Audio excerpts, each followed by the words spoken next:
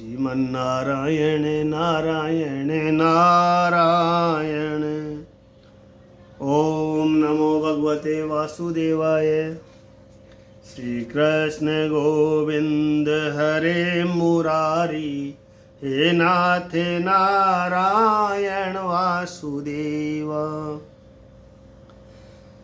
श्री सुखदेव जी कहते हैं कि हे परीक्षित, सविता की स्त्री प्रसन्नी ने अपने स्वामी से सावित्री, व्याघ्रति, वेदत्रयी, अग्निहोत्र,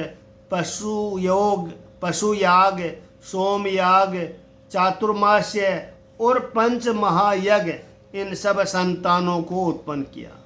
हे सुव्रत, भग नामावली आदित्य के स्त्री सिद्धि ने महिमा, विभु, प्रभु ये 3 पुत्र और आसीन नामक एक उत्तम कन्या उत्पन्न की।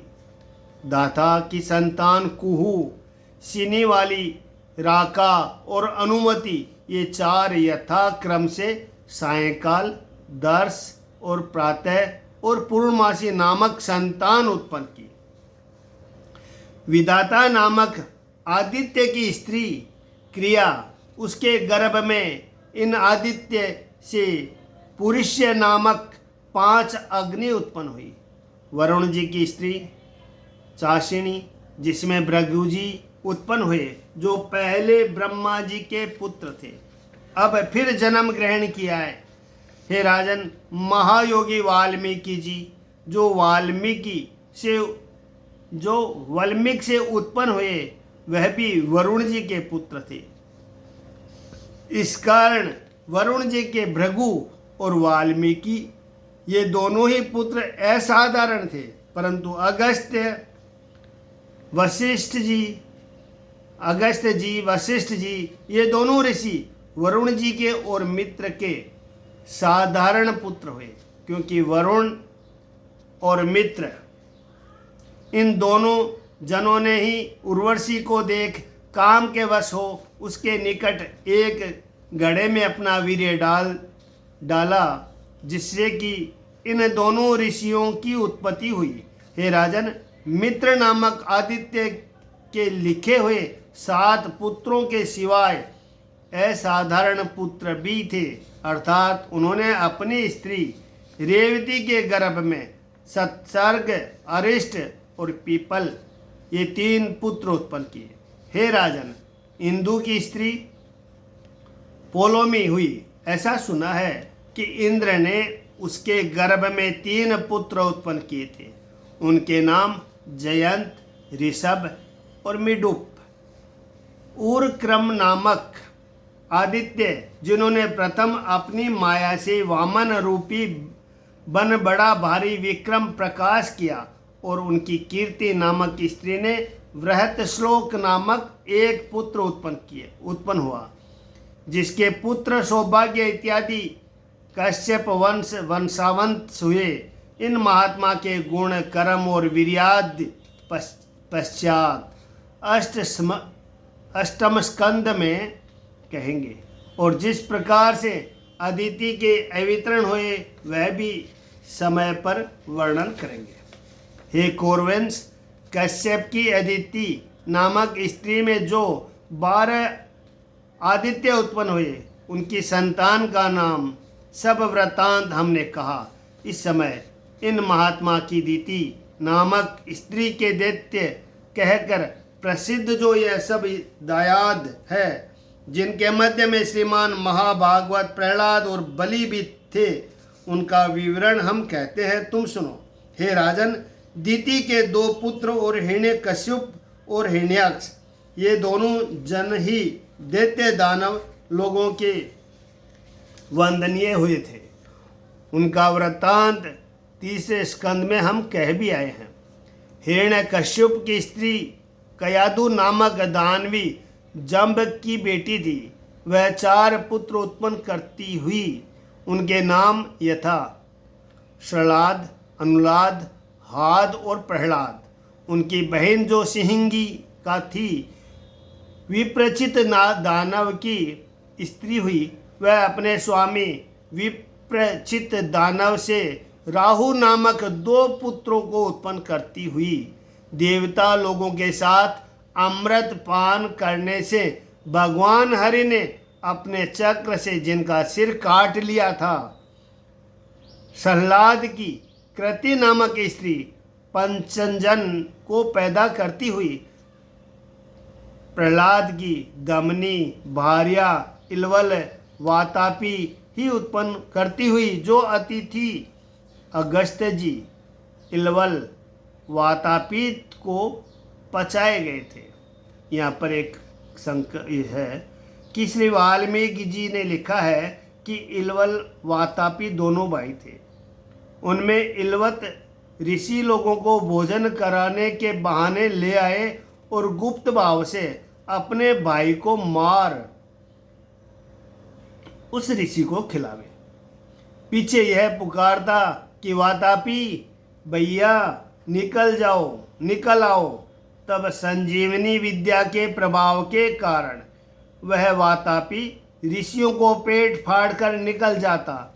एक समय अगस्त्य जी के साथ भी उन्होंने ऐसा ही किया, परंतु अगस्त्य जी योग बल के प्रभाव से वातापी को हजम कर गए और वातापी की संजीवनी विद्या एक काम न कर सकी। तब इस प्रकार से श्लोक हुए अगस्त्य कुंभकर्णम शांति च वंडवानलम आहार परिपाकारणम सम्रे द्विबम च पंचम आतापि मारितो येन वातापि येन भक्षति समुद्र शोषितो येन मेघश्याम प्रसीदतु। ये यहाँ पर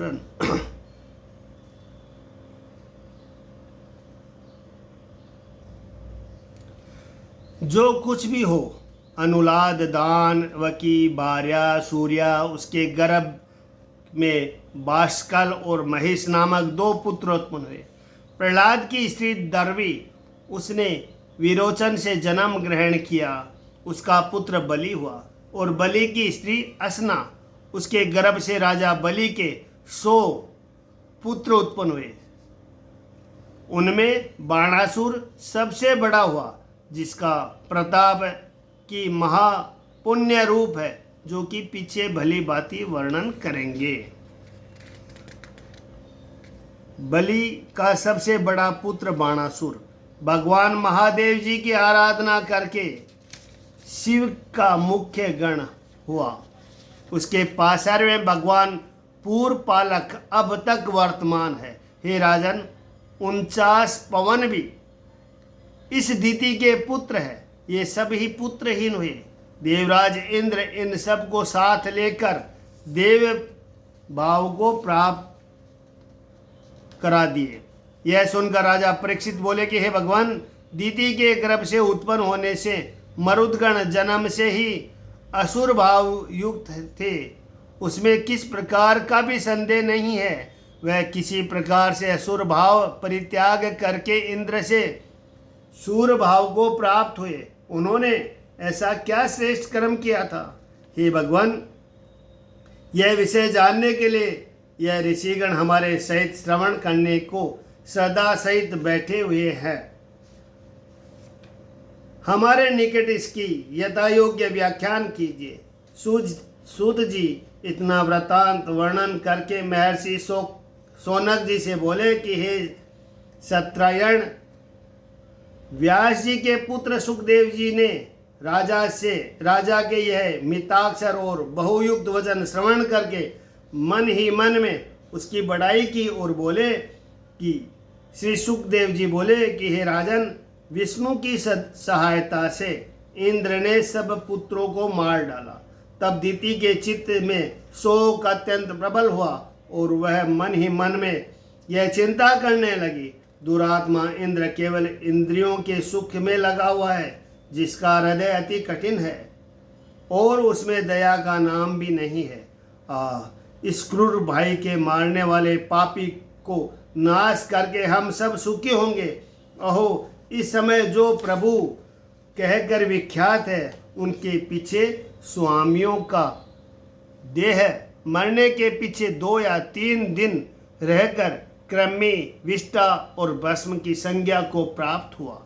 कारण है कि मृत देह का संस्कार न होने से 2-3 दिन पीछे सड़कर वह क्रमी युक्त और या श्रापदादिक भक्षण करने से विष्टा रूप को प्राप्त होता है और दग्ध होने से केवल भस्म ही शेष अर्थात बाकी रहती है।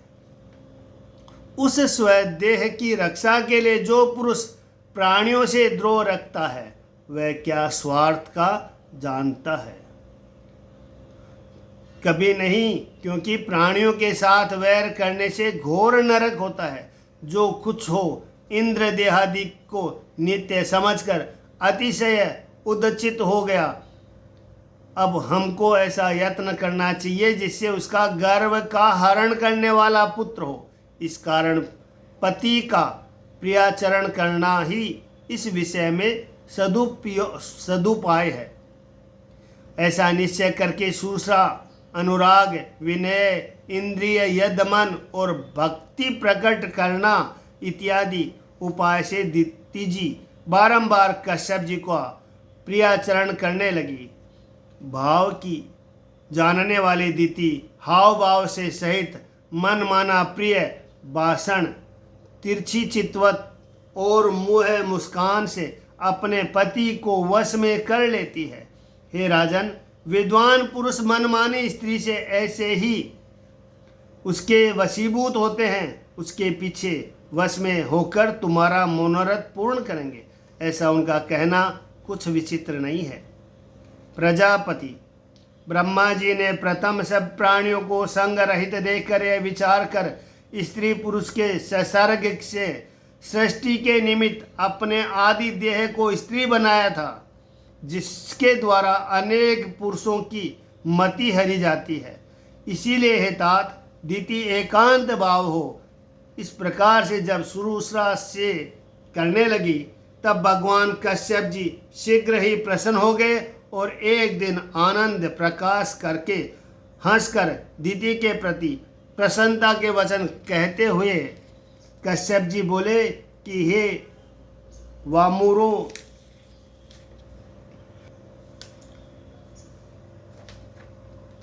हे वामोरु, हम तुमसे अत्यंत ही प्रसन्न हुए।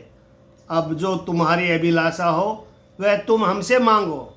हे सुंदरी, पति के प्रसन्न होने पर स्त्रियों को क्या इस काल में क्या परकाल में कोई अभिलाषा अप्राप्य नहीं रहती। हे साध्वी, यहाँ साध्वी के आगे लिखा है कि एक वृद्ध तपस्वी ने 80,000 वर्ष की तपस्या करके क्रोध में भरकर जो ऊपर को दृष्टि उठाई तो उनकी दृष्टि के पड़ते ही एक पेड़ के ऊपर बैठी हुई समस्त चिड़ियाएं मरकर गिर पड़ी। उन्होंने जाना कि अब हमारा तप सिद्ध हो गया। यह सोचकर समझकर तपस्वी शहर में भिक्षा मांगने एक पतिव्रता स्त्री के घर गया और पुकारा कि अलखन, परंतु बहुत देर के पीछे एक स्त्री भिक्षा लेकर आई। तपस्वी जी कहते क्या है कि इतनी देर में भिक्षा लाई है, जा हम इस भिक्षा को नहीं लेते। यह कहकर क्रोध की दृष्टि से उस स्त्री को देखा। तब उसने कहा कि महाराज, मैं चिड़िया नहीं हूँ जो आपकी दृष्टि से भस्म होकर गिर पड़ूंगी। पतिव्रता स्त्रियों को ऐसी ही महात्म्य होता है कि उन्होंने कहा कि हे साध्वी, हे पतिव्रता स्त्री, स्त्रियों का पति ही परम देवता है। देवता के प्रसन्न होने से सब ही कामना पूर्ण हो जाती है। नारिन के पति देव वेद नीति यही बखाने। ब्रह्मा विष्णु महेश नारी पति ही को जाने। हे सुंदरी, यद्यपि सर्व प्राणियों के अंतःकरणवर्ती भगवान वासुदेव ही लक्ष्मीपति अथवा परम देवता सत्य ही सत्य है, तथापि पुरुष लोग अनेक प्रकार से उनके ही इंद्रियादि नाम और व्रज हस्तवादी रूप कल्पना करके पूजा करते हैं, और वही स्त्रियों के निकट पति रूप धारी होकर पूजे जाते हैं। हे सुमध्य, शेष काम पतिव्रता स्त्रियां अनन्य भाव से पति की ही सेवा करती है, कारण कि पति ही आत्मा और पति ही ईश्वर है। हे भद्रे, हम तुम्हारे वही स्वामी हैं, तुम ही करके भक्ति भाव से पूजे गए हैं। जो तुम्हारी कामना है वह हम पूर्ण करेंगे। वह असत्य स्त्रियों की को महादुर्लभ है। दीति बोली कि हे ब्राह्मण, अनुग्रह करके यदि आप वर देने को तैयार हुए हैं तो इंद्र को मार डालने वाला मैं ऐसा एक पुत्र चाहती हूँ, वह आप कृपा करके मुझको दीजिए। हे प्रभु, दुरात्मा इंद्र ने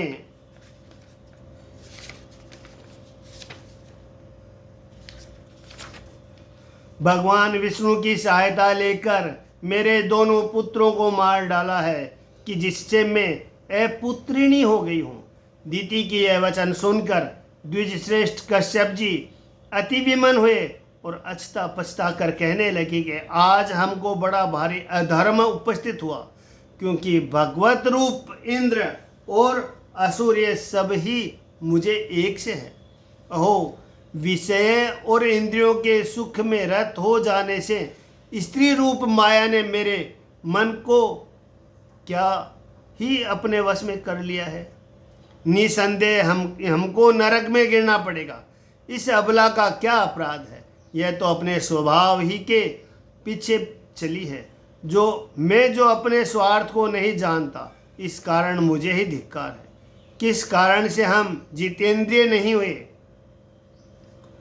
स्त्रियों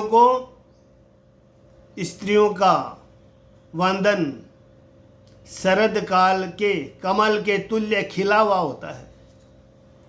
स्त्रियों का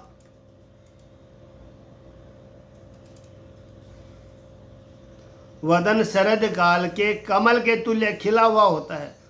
वचन इनके दोनों कानों के लिए अमृत होते हैं, परंतु हृदय छुरी की धारा का सहोदर भाई है।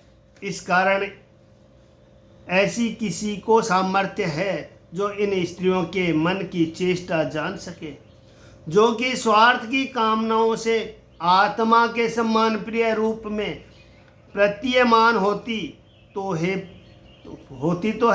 परंतु वास्तव में उनके कोई प्रिय नहीं होते। वे अनर्थ के लिए पति, पुत्र और अपने भ्राता को भी नष्ट कर सकती है। जो कुछ भी हो, हमने इस स्त्री दीति को वर देता हूँ, ऐसा जो कुछ कहा है यह मेरा कह देना है। इंद्र का वध ये दोनों ही अनुचित है। अतः इस विषय में इस समय यही उचित है कि पुत्र के लिए इसको वैष्णव व्रत का उपदेश करूं, जिससे कि इसका चित्त शुद्ध हो जाने पर इंद्र के प्रति जो क्रोध उसके उत्पन्न हुआ है वह कदाचित छूट भी सकता है, और यह व्रत बहुत समय में पूरा हो सकता है। यदि कुछ भी इसे में खोटी हुई तो इंद्र को मारने वाला पुत्र न उत्पन्न हो सकेगा। हे कुरुनंदन, भगवान कश्यप जी इस प्रकार से चिंता करके कुछ कोपायमान के समान हो फिर अपने आप ही अपनी निंदा करते हुए उसके पीछे दीति से बोले कि हे भद्रे, यदि तुम 1 वर्ष तक यथावत व्रत धारण कर सकोगी तो तुम्हारे गर्भ से इंद्र को मारने वाला और देवताओं का बंधु एक पुत्र उत्पन्न होगा। यह सुनकर दीति हर्षित हो बोलेगी, बहुत अच्छा, मैं यह व्रत धारण करूंगी। इस व्रत में जो जो आवश्यक है और जो जो विषय इस व्रत में हानि के देने वाले हैं और जो जो उसमें वर्जित नहीं है वरन अभ्यनुज्ञात है, वह समस्त मुझे आप उपदेश कीजिए। कश्यप जी ने कहा कि उस व्रत को करके किसी प्राणी की हिंसा न करे, किसी के प्रति क्रोध में से श्राप न दे, झूठ न बोले, नाखून न कटवाए, रोम न काटे, अमंगल, मृत का कपाल या हड्डी आदि अपवित्र वस्तु का स्पर्श न करे। नंगा हो, जल में खड़े होकर स्नान न करे, किसी पर क्रोध न करे, दुष्टों के साथ से बातचीत न करे, धुला वस्त्र न पहने, एक बार धारण की हुई माला को फिर दूसरी बार न पहने, झूठा अन्न व जिस अन्न में चींटियां पड़ी हो उसको या मांस मिला हुआ अन्न न खाए, शूद्रों का लाया हुआ अन्न हो अथवा रजस्वला का छुआ हुआ अन्न हो उसको न खाए, अंजलि बांधकर जल न पिए। हे सुंदरी, जिस समय घर से बाहर निकले उस समय जूठा मुख न हो, बिना कुल्ला किए हुए मुख संध्या के समय खुले केस, शरीर को बिना श्रृंगार किए न रखे, वाणी को जीत ले और नग्गा होकर इस व्रत में घूमना न चाहिए। हे दीति, इस व्रत करने वाले के शयन में 8 विषय निषेध है। यथा इस व्रत में दोनों पांव को बिना धोए अथवा अपवित्र व गीले पांव रखकर शयन नहीं करे, उत्तर को सिर करके या पश्चिम को सिर करके भी शयन करना उचित नहीं है, और नग्गा या किसी दूसरे के साथ शयन करना और दोनों संध्या मिलने के समय शयन करना, यह सब बातें वर्जित है। हे दीति, इस व्रत में जो कार्य करने होते हैं उनको भी मैं कहता हूँ, तुम श्रवण करो। धुले हुए कपड़े पहनकर पवित्र और समस्त मंगलों से संयुक्त होकर प्रथम भोजन के पहले गोप, विप्र और लक्ष्मी नारायण की पूजा करें।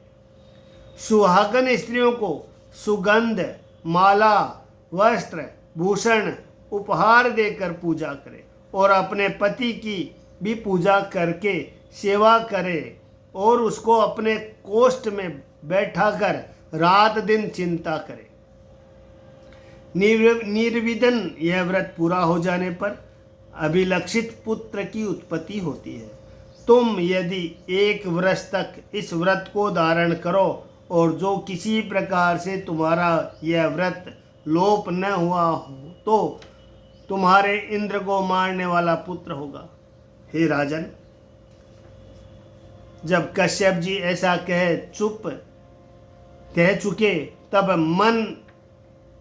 मनस्वनी दीति जी ने इस प्रकार से ही करूंगी अत्यंत प्रसन्न होकर इस व्रत को स्वीकार किया और कश्यप जी से गर्भ धारण करती हुई, और कश्यप जी ने जिस प्रकार से व्रत का उपदेश किया था उसका यथार्थ समझकर दीति उसका आचरण करने लगे। अपनी सौतेली माता का यह अभिप्राय जानकर देवेंद्र इंद्र अपने स्वार्थ को विचार आश्रम में बैठी हुई दीति के समीप आए और अनेक प्रकार से उनकी सेवा करने लगे।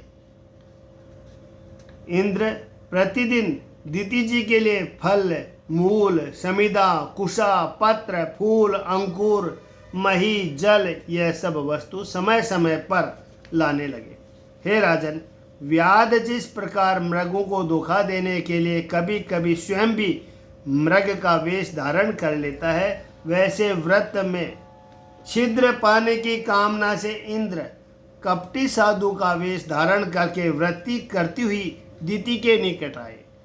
यद्यपि इंद्र बड़े सावधान होकर सदा ही देखभाल करते रहे, परंतु शीघ्र उनके व्रत में छिद्र न मिल सका। तब तो इंद्र को बहुत ही चिंता हुई कि अब किस उपाय से हमारा मंगल होगा। इतने में ही कुभाग्य से एक दिन दीति को मोह आया कि वह संध्या के समय जूठे मुख व्रत से कर्षित बिना कुल्ला किए बिना चरण धोए सो गई। योगेश इंद्र यह अवसर पाकर योग माया की सहायता से दीति के उदर में प्रवेश करते हुए दीति अचेत होकर नींद ले रही थी। उसने इस बात को कुछ न जाना। उसके पीछे इंद्र ने उदर में प्रवेश करते ही अपने हाथ में लिए हुए व्रज से दीति के गर्भ को, जिसकी प्रभा कनक तुल्य प्रकाशमान हो रही थी, 7 खंड करके काट डाला। इसके उपरांत कट जाने पर यह गर्भ के 7 खंड रुदन करने लगे। तब इंद्र ने उनके प्रति रुदन मत करो, इस प्रकार का स्नेह युक्त वचन कहकर फिर एक एक खंड को 7 खंड कर डाले। हे राजन, जब इंद्र ने उस गर्भ के 49 खंड कर डाले, तब वह समस्त खंड हाथ जोड़कर देवराज इंद्र से बोले कि हे इंद्र, क्यों हमारी जान लेने के लिए तैयार होते हो? हम सब मरुदगण हैं, तुम्हारे भ्राता हैं, इस कारण हमें मत मारो। तब इंद्र बोले कि डरो मत, तुम लोगों के साथ हमारा दूसरा भाव नहीं है, तुम लोग हमारे पार्षद होंगे। हे राजन, यद्यपि इंद्र ने व्रज से काट कर दीति के गर्भ को 49 खंड कर डाला, परंतु भगवान की कृपा से वह गर्भ किसी प्रकार नष्ट नहीं हुआ, कि जिस प्रकार भगवान की दया से अश्वत्थामा के अस्त्र से तुम्हारा विनाश नहीं किया था। हे कौरवेश, जो भगवान आदि पुरुष को केवल एक बार ही पूजा करता है, वह भी उनका पार्षद हो जाता है। और दीति ने तो प्राय 1 वर्ष तक उन भगवान वासुदेव की पूजा की थी। वर्ष पूर्ण होने से में कुछ थोड़े ही दिन शेष अर्थात बाकी रहे थे, फिर भला उसके गर्भ का एक ही बार नष्ट हो जाना कैसे संभव है? भगवान के प्रसाद से वह सर्व मरुदगण अर्थात गर्भ सभी इंद्र के साथ मिलकर 50 देवता हुए। इसके पीछे माता का दोष छुड़ाकर उन लोगों को सोमपान कराकर देवता बना लिया गया। जो कुछ भी हो, दीति अब तक सो रही थी। तब उसकी निद्रा छूटी और उठकर उसने देखा तो अनल के समान दीप्तिमान इंद्र के सहित 50 कुमार खड़े थे।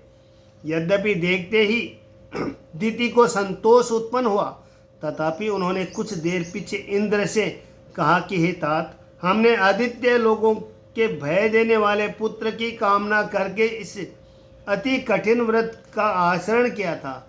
अदिति की संतान का संहारकारी एक पुत्र हो, यह हमारे संकल्प था। फिर 49 पुत्र किस प्रकार से हुए? हे पुत्र, इस भेद को तुम कुछ जानते हो तो यथार्थ कहना, हमारे निकट झूठ न बोलना। दीति के अटपटे वचन सुनकर इंद्र जी भी कपट रहित होकर बोले कि हे अम्ब, हे माँ, हम तुम्हारे यह कामना जानकर कि तुम्हारे निकट आए थे, इतने दिनों से केवल छिद्र ढूंढ रहे थे। आज अवसर पाकर उदर में प्रवेश कर तुम्हारे इस गर्भ को काट डाला। हे अम्ब, जिसकी बुद्धि स्वार्थ में लगी रहती है, ऐसे पुरुष बहुधा धर्म के प्रति दृष्टि नहीं दिया करते हैं।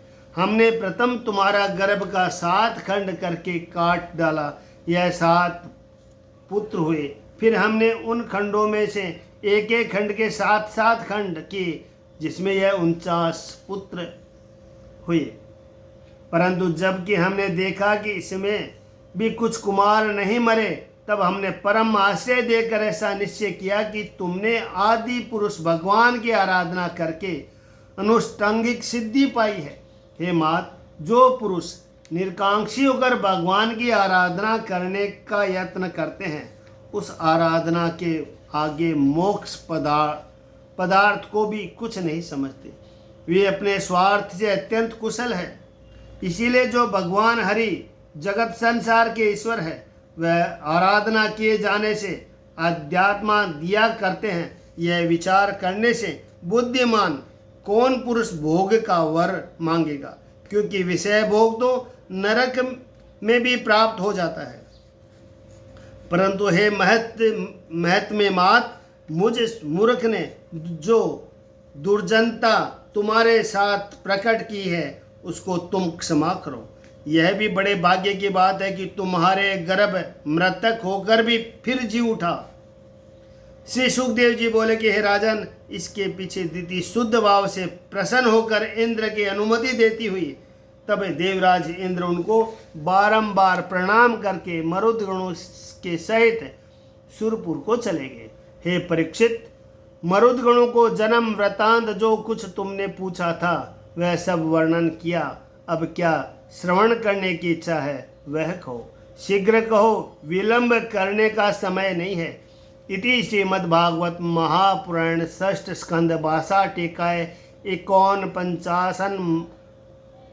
55 मरुज वर्णन नाम अष्टोदश अध्याय।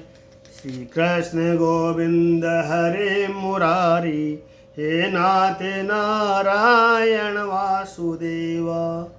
ओम नमो भगवते वासुदेवाय। जय हो भगवान पुरुषोत्तम श्री राम की जय हो, कृष्ण भगवान की जय हो, कृष्ण चंद्र भगवान की जय हो। ओम नमो भगवते वासुदेवाय। हे प्रभु, सबकी रक्षा करो।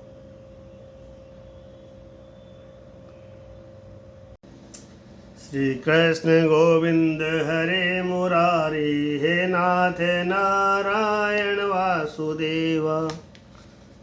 श्रीमद्भागवत के छठे स्कंद में 19वां अध्याय। ओम नमो भगवते वासुदेवाय।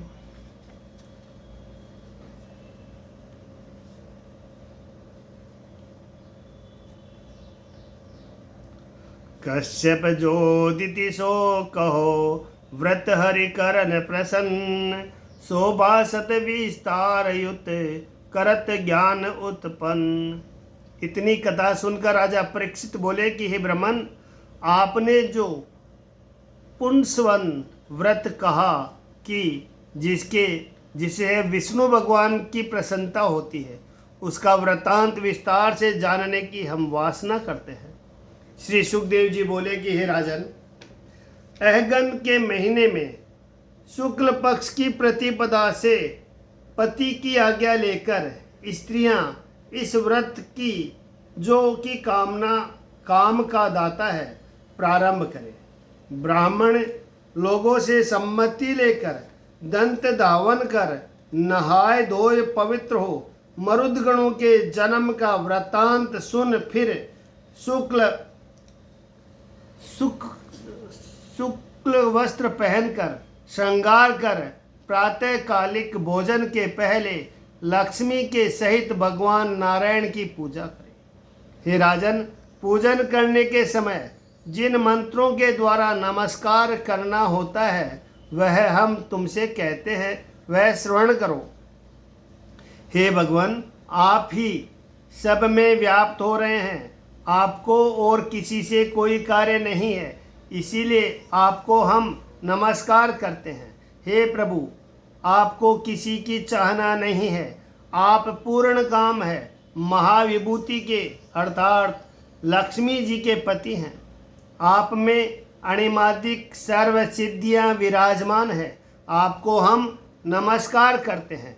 हे ईश, आप दया, धर्म, तेज, सामर्थ्य और महिमा इत्यादि में वह दूसरे सर्व गुणों में यथावत संतत सेवित है। इस कारण से आप सदा भगवान कहलाए जाते हैं।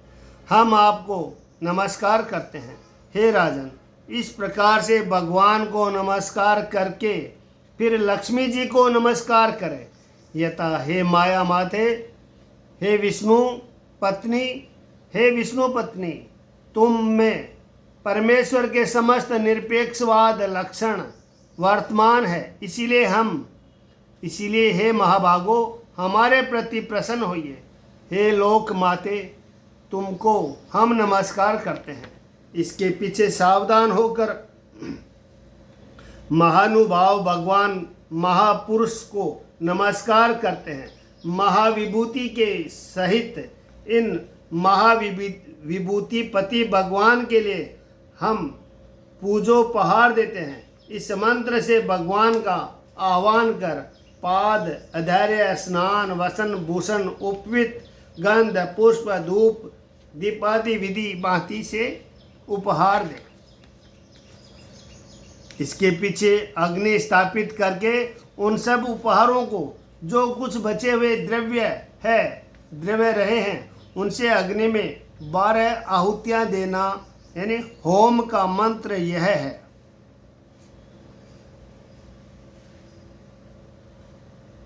ओम नमो भगवते महापुरुषाय महाविभूतिपतये स्वाहेति श्रियं विष्णुं च वरदावा श्रीशां प्रभवाबुभो भक्त्वां स पूजयनयं यदिच्छन् सर्ववदम्।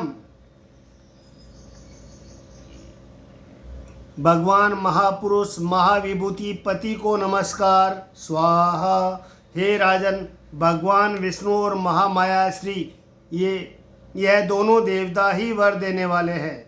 उनसे ही समस्त आशीष वचनों की उत्पत्ति होती है। लोक में यदि सर्व प्रकार से संपत्ति की अभिलाषा करे तो नित्य भक्ति भाव से इन लक्ष्मी नारायण की ही पूजा करे और भक्ति द्वारा नम्रचित होकर पृथ्वी में झुककर दंडवत प्रणाम कर इसके पीछे 10 बार मंत्र पढ़कर स्तोत्र का पाठ करे। वह स्तोत्र है क्या?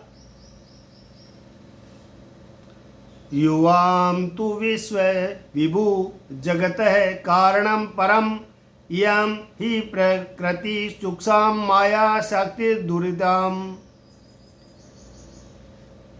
हे भगवान, हे भगवती, आप दोनों जनों को विश्व के विभु और जगत के परम कारण है। हे भगवान, यह प्रकृति जो सूक्ष्म माया की महाकठिन शक्ति है। आप हमारे भी अधीश्वर है, इसलिए आप ही साक्षात परम पुरुष है। हे प्रभु, आप ही सर्व यज्ञ है। सब यज्ञ में यजित पूजा रूप महालक्ष्मी है। सबके फल को भोगने वाले एक आप ही है और यह देवी लक्ष्मी जी सत्वादि गुणों के प्रकाशक और भोगने वाली है। हे प्रभु, आप ही सर्व प्राणियों के आत्मा हो। श्री शरीर, इंद्रिय और प्राण स्वरूप हो। आप ही नाम और आप ही रूप हो और आप ही इन दोनों के प्रकाशक और आप ही इन दोनों के आधार हो। हे भगवान, आप ही दोनों जन परमेष्टि और त्रिलोकी के वर देने वाले हो। हे उत्तम श्लोक, आपके प्रसाद से हमको नित्य महा आशीष मिले, अर्थात हमारा मनोरथ सिद्ध हो। हे राजन, इस प्रकार से लक्ष्मी जी सहित वर देने वाले लक्ष्मीपति भगवान की स्तुति करके निवेदन की हुई उपहार की वस्तुओं को वहाँ से हटा ले और आचमन करके पूजा करे। इसके पीछे चित्त का भक्ति से नम्र करके फिर स्तोत्र में स्तुति करके यज्ञ की उच्छिष्ट को सूंघे और पूजा करे। फिर व्रत ग्रहण करने वाली स्त्री अपने पति को ईश्वर समझकर उसको प्यारी प्यारी वस्तु देकर पति की सेवा करे और पति भी प्रेमवान होकर स्त्री के किए हुए ऊंचे नीचे सब कर्मों का पालन करे।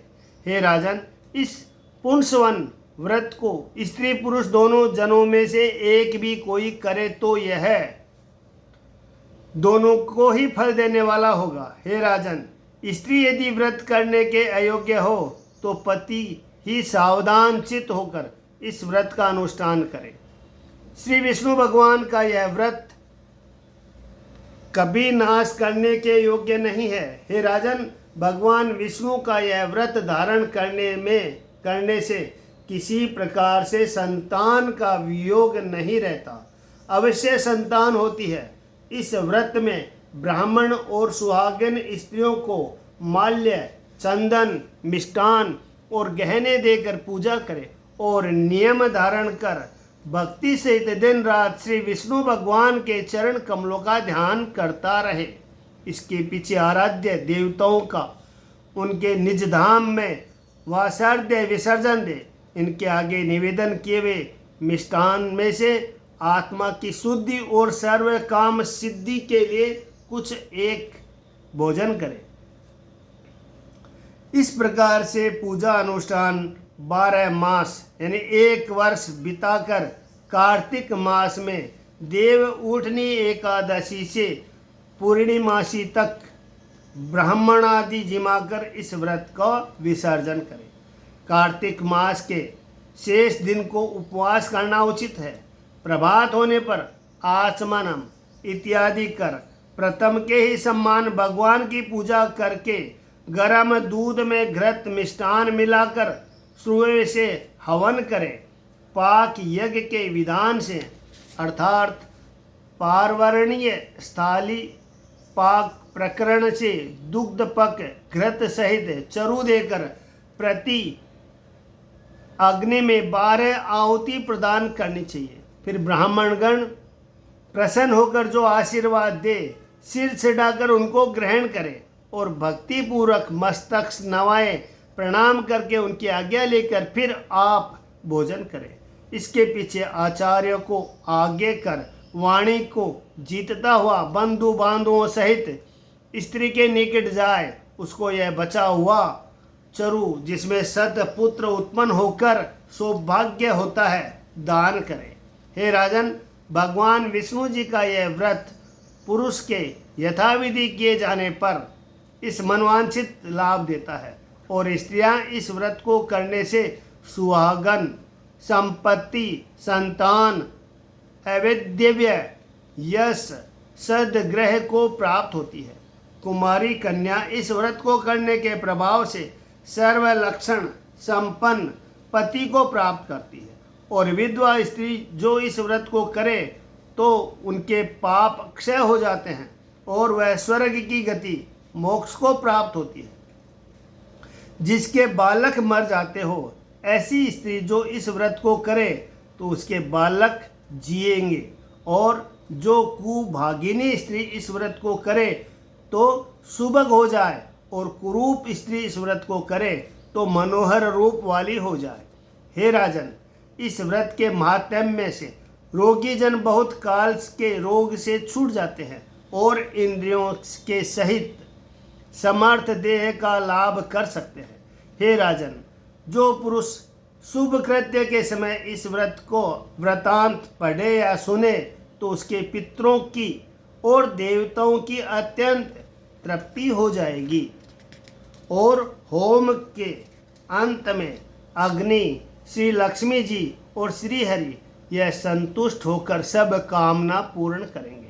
हे महाराज, जो कुछ आपने पूछा वह मरुदगणों का यह पुण्यजनक और दीति के इस मध्य व्रत का वृत्तांत हमने आपको निकट वर्णन किया। अब भगवान की कृपा से षष्ठ स्कंद समाप्त हो गया है।